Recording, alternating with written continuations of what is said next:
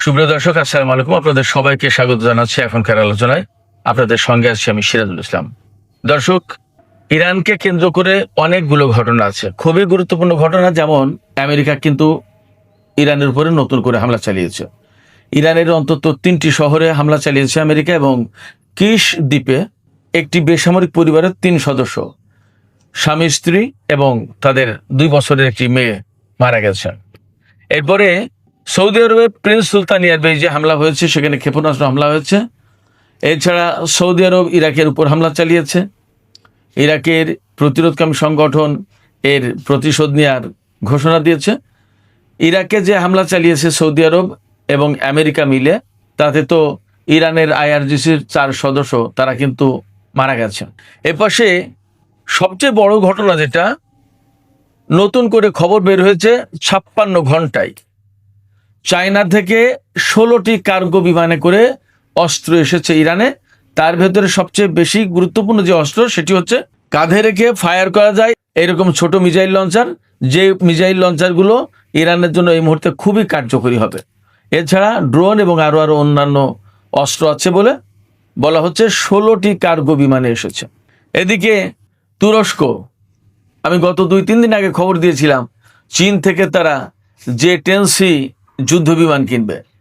আজকের খবর হচ্ছে তারা শুধু J-10C না, J-35 যুদ্ধ বিমান কিনবে। এই J-35 হচ্ছে আমেরিকার F-35 এর চেয়েও উন্নত, এবং যথারীতি এরদোগান চীনকে ইউয়ানে অর্থাৎ চীনা মুদ্রায় অর্থ পরিশোধ করবে, ডলারে না। এই রকমের অনেকগুলো ভূ রাজনীতির জন্য খুবই গুরুত্বপূর্ণ, খুবই সেন্সিটিভ, স্পর্শকাতর এইরকম কিছু খবর আছে। দর্শক, এই বিষয়গুলো নিয়ে এখন আমি আলোচনা করব। আশা করি আপনারা শেষ পর্যন্ত সঙ্গে থাকবেন, আর ভিডিও ভালো লাগলে লাইক, কমেন্ট, শেয়ার করবেন এবং চ্যানেলটি সাবস্ক্রাইব করে সাথেই থাকবেন। দর্শক, চলুন বিস্তারিত আলোচনা করি। আলোচনার প্রথমেই বলতে হবে, আমেরিকা এবং ইরানের মধ্যে নতুন করে কিন্তু যুদ্ধ শুরু হয়েছে আবার। ইরান গত পরশু রাতে জর্দানের মুওয়াফাক আল সালতি বিমানবন্দরে হামলা চালিয়েছিল, এবং সেটা ছিল আকস্মিক হামলা। এবং ওই হামলা ছিল ইরানের পক্ষ থেকে বলা যায় ভিন্নতর হামলা। কেন ভিন্নতর হামলা বলছি? ভিন্নতর হামলা বলছি এই কারণে, ইরান এতদিন যুদ্ধ করেছে আমেরিকার সাথে, আমেরিকা হামলা চালিয়েছে, তার জবাব দিয়েছে ইরান। আর গত পরশু রাতে যে হামলা করেছে ইরান আপনার জর্দানের মুওয়াফাক আল সালতি বিমানবন্দরে, সেই হামলাটা ছিল কিন্তু ইরানের পক্ষ থেকে, অর্থাৎ আমেরিকা না করার পরেও 3-4 দিন যুদ্ধ বন্ধ থাকার পরে কিন্তু হঠাৎ করে ইরান জর্দানের ওই বিমানবন্দরে হামলা চালিয়েছিল। তার মানে দাঁড়াচ্ছে ইরান কিন্তু তার যুদ্ধের নেচার এবং প্যাটার্ন পাল্টে ফেলল। এতদিন ছিল প্রতিরোধমূলক, এখন হলো আক্রমণাত্মক। এটা কিন্তু ইরানের পক্ষ থেকে সম্ভবত একটা বড় রকমের সিগন্যাল। এবং এর পাশে তো বলাই হচ্ছে যে ইরানের পক্ষ থেকে আমেরিকা এবং ইসরায়েল যে যুদ্ধ পরিকল্পনা করছে, সেই যুদ্ধ পরিকল্পনা বানচাল করার জন্য ইরানের পক্ষ থেকে তো প্রস্তুতি নেওয়া হচ্ছে, এটা তো একটা বিষয়। এছাড়া হরমুজ প্রণালী যে করেই হোক ইরান তার হাতে রাখবেই, কোনো মতেই ছাড়বে না। অতএব তার প্রস্তুতি কিন্তু সে সেইভাবেই নিচ্ছে। এটা গেল আর একটা দিক।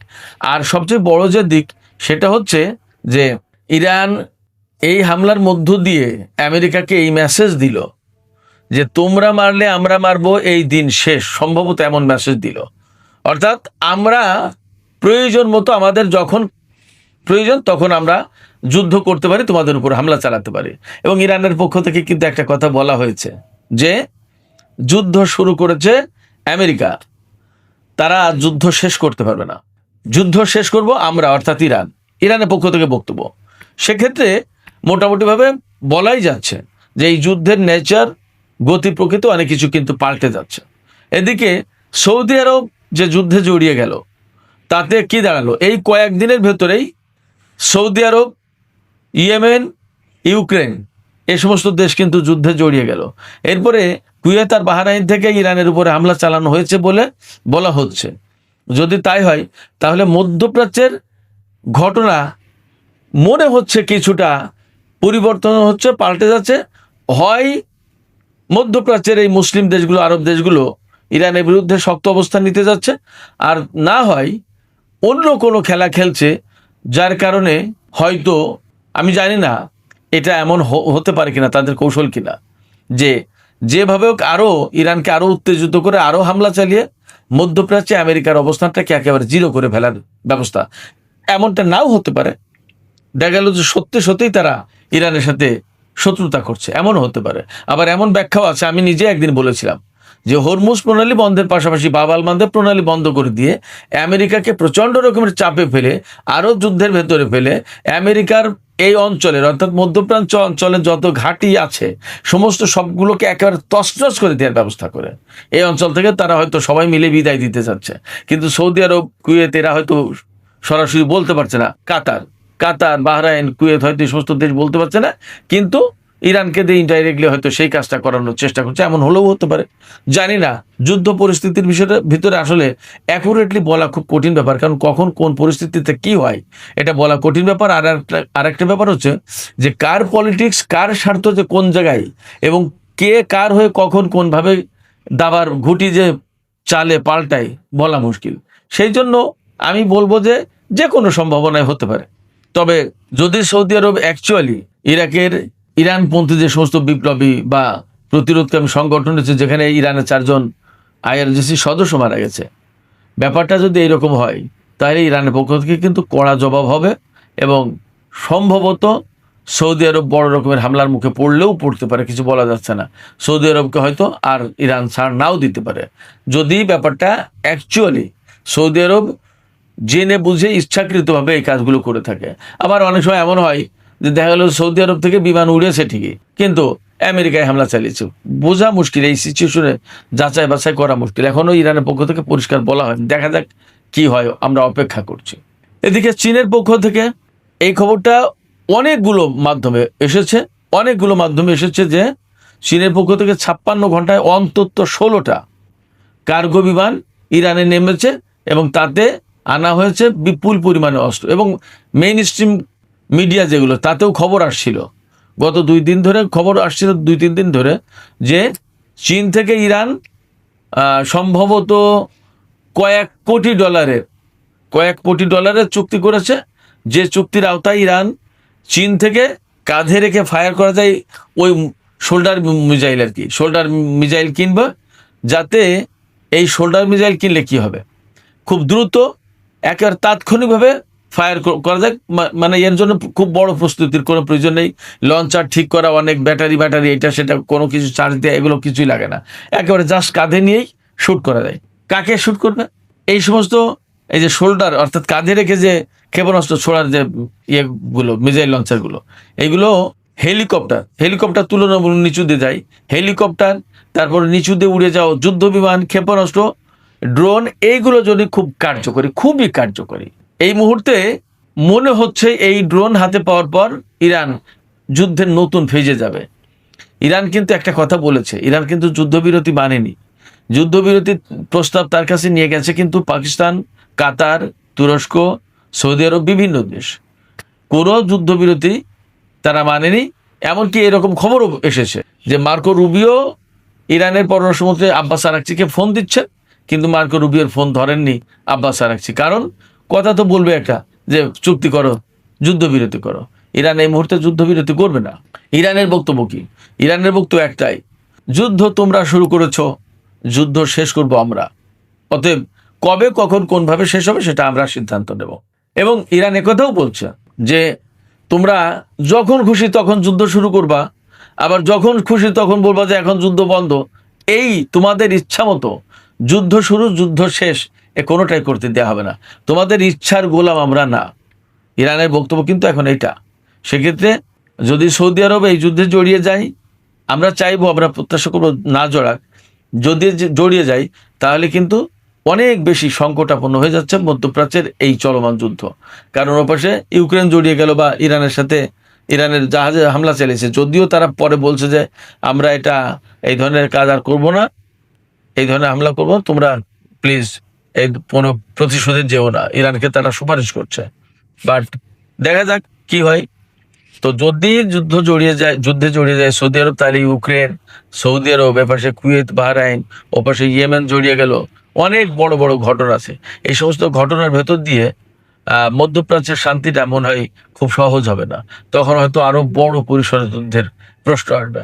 আমি বলছিলাম চীনের কাছ থেকে ইরানের অস্ত্র কেনার প্রসঙ্গ, সেখান থেকে আবার যুদ্ধের দিকে চলে গিয়েছিলাম।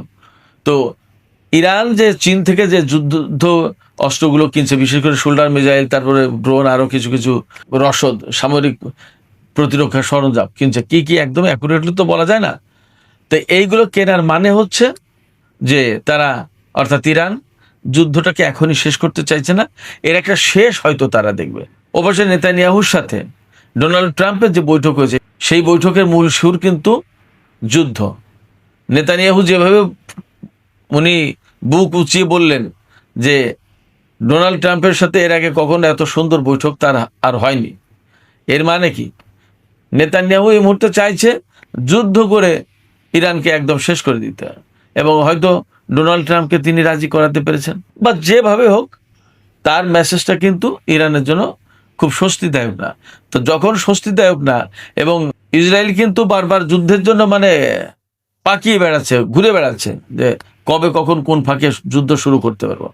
তো ইসরায়েলের এই যে যুদ্ধের যে চিন্তাটা, এই চিন্তার অবসান ঘটিয়ে দিতে চাই ইরান। তার মানে নতুন করে যদি আমেরিকা এবং ইসরায়েল ইরানের উপর হামলা চালায়, আজকে তো হামলা হয়েও গেল, তাতে মনে হচ্ছে এই যুদ্ধ অনেক প্রলম্বিত হবে, এবং এই যুদ্ধই সম্ভবত চূড়ান্ত যুদ্ধের দিকে যাচ্ছে। ইরান এখনই আমেরিকার সাথে মীমাংসা করবে না, হয়তো সামরিক উপায়েই ফয়সালা হবে। সুপ্রিয় দর্শক, এর পাশে আমি শিরোনামের দিকে বলেছিলাম যে তুরস্ক চীনের কাছ থেকে শুধু J-10 না, J-35 পঞ্চম প্রজন্মের বিমান কিনবে। এই বিমান আমেরিকার যে F-35 যে যুদ্ধ বিমান, তার চেয়েও কার্যকর এবং আধুনিক। এবং চীন তো এখন প্রযুক্তিতে কোথায় চলে গেছে এবং কতটুকু কি, এটা আমার চেয়ে আপনারা সবাই হয়তো বেশি জানেন। অতএব চীনের যে J-10C বিমান, ভারতের বিরুদ্ধে যুদ্ধে চীন দেখিয়েছিল এর কার্যকারিতা, সেই J-10C বিমান শুধু কিনবে না, J-35 চীনের হাতে সবচেয়ে আধুনিক যে বিমানটা, সেই বিমানও কিনবে তুরস্ক, এমন খবরই পাওয়া যাচ্ছে। এবং বলা হচ্ছে যে তুরস্ক চীনকে এই বিমান কেনা বাবদ যে অর্থ দেবে, সেই অর্থ দেবে ডলারে না, ইউয়ানে, চীনা মুদ্রায়। তার মানে ডলারাইজেশন যে প্রক্রিয়া, সেই প্রক্রিয়ায় তুরস্ক একদম ওপেনলি ইন্টারন্যাশনালি জড়িয়ে গেল। এবং তুরস্ক কেন চীনের কাছ থেকে J-35 এই যুদ্ধ বিমান কিনতে চাচ্ছে, তার মূল কারণ হলো আমেরিকার সাথে যে F-35 যুদ্ধ বিমান কেনার যে চুক্তি ছিল তুরস্কের, আমেরিকা তো সেই যুদ্ধ বিমান দিল না। এবং খুব সম্প্রতি ডোনাল্ড ট্রাম্প বলেছিলেন যে তুরস্ককে ওই বিমান দেওয়া হবে। পরবর্তীতে খবর আসছে যে মার্কিন কংগ্রেস এই অনুমোদন দিচ্ছে না, অর্থাৎ তুরস্ক যুদ্ধ বিমান পাবে না, F-35 যুদ্ধ বিমান। তো রজব তাইব এরদোগান এখান থেকে খানিকটা রাগান্বিত হয়ে তিনি বলছেন, ঠিক আছে, যদি তাই না দেয় তো থাক, রাশিয়ার কাছ থেকে S-400 কিনেছি, আর চীনের কাছ থেকে কিনবো এবার J-10C এবং J-35 যুদ্ধ বিমান। আমেরিকা না দেয় থাক, অর্থাৎ আমেরিকাকে একটা বড় রকমের চাপে ফেলা। এখন আমেরিকা যতই চাপে পড়ুক, যতক্ষণ পর্যন্ত নেতানিয়াহু না বলছে যে ঠিক আছে তুরস্ককে এই বিমান দেন, ততক্ষণ পর্যন্ত আমেরিকা দেবে না, আমার ব্যক্তিগত ধারণা বা বিশ্বাস। সেক্ষেত্রে হয়তো তুরস্ক চীনের কাছ থেকে J-10C এবং J-35 কিনবে। তাতে ভূরাজনীতি, মধ্যপ্রাচ্যের ভূরাজনীতিতে বিশেষ করে বিরাট বড় রকমের একটা পরিবর্তন আসবে, এবং ক্রমেই নেটো জোট থেকে আমেরিকা থেকে তুরস্ক সরে যাবে বা যাচ্ছে, এই বিষয়টা আরো পরিষ্কার হয়ে উঠবে। সুপ্রিয় দর্শক, আমি আলোচনা শেষ করবো। আলোচনা শেষের আগে এইটুকু বলি যে এই যে নতুন করে যুদ্ধ শুরু হলো, সৌদি আরবের উপর হামলা, প্রিন্স সুলতান এয়ারবেজে হামলা, এবং ইরানের উপর হামলা, তারপরে জর্দানে হামলা, ইরাকে হামলা, ইয়েমেন যুদ্ধে জড়িয়ে গেল, এই যে যুদ্ধের পরিধি বাড়ছে, এতে কিন্তু নতুন করে তেলের দাম আবার বেড়েছে, এবং আবার $100 কাছাকাছি চলে গেছে তেলের দাম। সেক্ষেত্রে ডোনাল্ড ট্রাম্প এবং আমেরিকা যা আসলে কি করছে আমরা জানি না, তবে তারা যে বিপদে পড়বে এবং আমরা সবাই বিপদে পড়বে এই যুদ্ধের কারণে, নতুন করে তেলের দাম আবার বেড়ে যাচ্ছে, এটা একদম পরিষ্কার।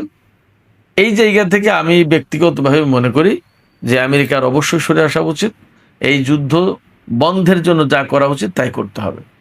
অহেতুক ইরানের সাথে ঝগড়া বাঁধিয়ে বা ঝগড়া বাড়িয়ে লাভ নেই। তো সুপ্রিয় দর্শক, এখনকার আলোচনা এখানে শেষ করতে চাইছি। আলোচনা শেষের আগে আমি আপনাদের কাছে একটা প্রশ্ন করতে চাই তুরস্কের ব্যাপারে।